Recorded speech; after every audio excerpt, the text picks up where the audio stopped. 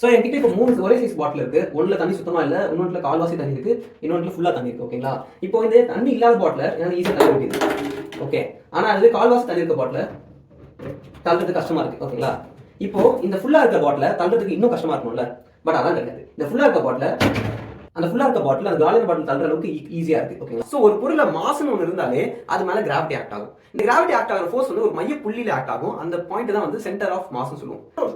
ஒரு பொருளோட centre of mass எந்த அளவுக்கு தலைக்கு கிட்ட இருக்கும் அந்த அளவுக்கு அந்த பொருள் ஸ்டேபிளா இருக்கும். ஓகேங்களா? சோ இந்த எம்டி பாட்டில் எடுத்தீங்கன்னா இதோட வெயிட் வந்து 1 கிராம் கூட இருக்காது. அண்ட் அந்த வெயிட் வந்து ஈவனா டிஸ்ட்ரிபியூட் ஆயிருக்கு. அந்த பாட்டில் முழுசா கவர் ஆயிருக்கு அந்த 1 கிராம் வெயிட். ஓகேங்களா? சோ அதனால இதோட சென்டர் ஆஃப் மாஸ் எங்க இருக்கும் பாத்தீங்கன்னா கிட்டத்தட்ட நடுவுல இருக்கும். அதுவே இந்த பாட்டில் எடுத்தீங்கன்னா இந்த பாட்டிலோட வெயிட் எவ்வளவு கேட்டீங்கன்னா கிட்டத்தட்ட ஒரு 100 கிராம் இருக்கும். அந்த 100 கிராம்ல 99 கிராம் ஆஃப் வெயிட் வந்து இந்த அடியில மட்டும் தான் இருக்கு. மிச்சம் இருக்கிற 1 கிராம் தான் மத்த இடத்துல இருக்கு. இதோட சென்டர் ஆஃப் மாஸ் சென்டர்ல இருந்து நவுந்து கீழே இங்க வந்து நிக்கும். ஓகேங்களா?